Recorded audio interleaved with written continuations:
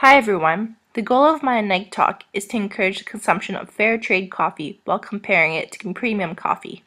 First, I'm going to tell you the situation and then what options there are to encourage an ethical community. The fact is, coffee is a part of our daily lives. We drink it daily as an energy boost during meetings, and it's simply a social beverage. But where did this coffee come from, and at what expense? Currently, coffee is the world's second most valuable traded commodity, behind petroleum. The majority of coffee is produced by 25 million farmers in over 50 third world countries, such as Brazil and Vietnam, who rely on coffee as a vital source of export and finance. Roughly 12,000 cups are drank per second worldwide. Oxfam, a social justice organization, found that on average, coffee farmers in third world countries are paid 24 cents per pound of coffee beans, while consumers in developed countries are paying $3.60 per pound. That's a 1,500% markup. If you are still not convinced that this is literally injustice in a cup, then consider this example. A standard cup of coffee costs roughly $2, which contains maybe a quarter of an ounce of coffee. The coffee farmers paid 30 to 50 cents per pound of coffee. That's between a cent of coffee per cup.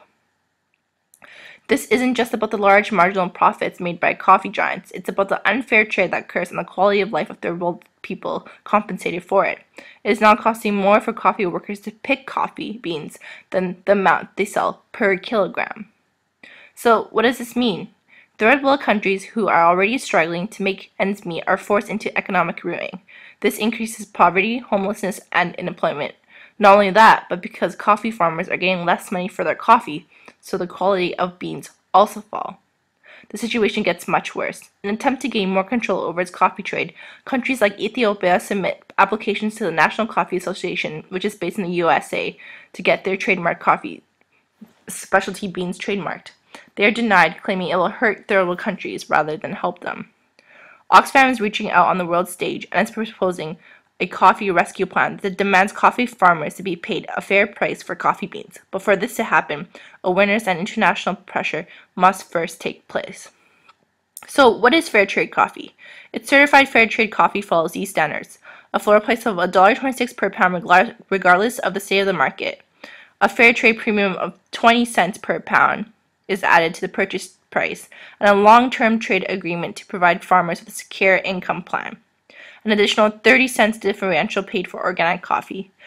Producers are organized into cooperatives where everybody has an equal right to vote, restricts the use of agrochemicals to promote sustainable agriculture, and only does business with small landowners. Fair trade coffee at UBC can be found at Sprouts, selected Starbucks drinks, Blue Chip Coffee, and UBC Food Services. Fair trade coffee costs several more cents per coffee compared to non-fair trade coffee. Fair trade coffee, in summary, is grown with fewer chemicals, tastes just like gourmet non-fair trade coffee, couple cents more expensive, and it seems ethically correct. However, on the other hand, its major competitor is gourmet specialty beans. The difference compared to fair trade coffee is that there is a standard of quality before it hits the market, but there are no standards working conditions for these people who are picking the beans. Premium coffee is offered at a lower price because the planting, maintenance, and harvesting of the special beans do not cost them as much, because they're not paying the farmers as much, because there is no regulation. The migrant workers who travel from farm to pick beans based on spontaneous opportunities or of temporary employment. Therefore, these migrant workers aren't offered job security and financial stability like fair trade coffee workers are.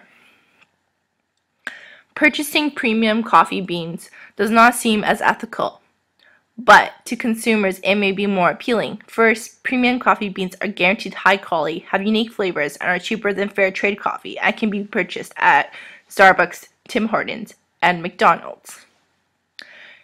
Since coffee is a must drink in the morning for most consumers, the couple cents you save every time you drink premium coffee adds up exponentially.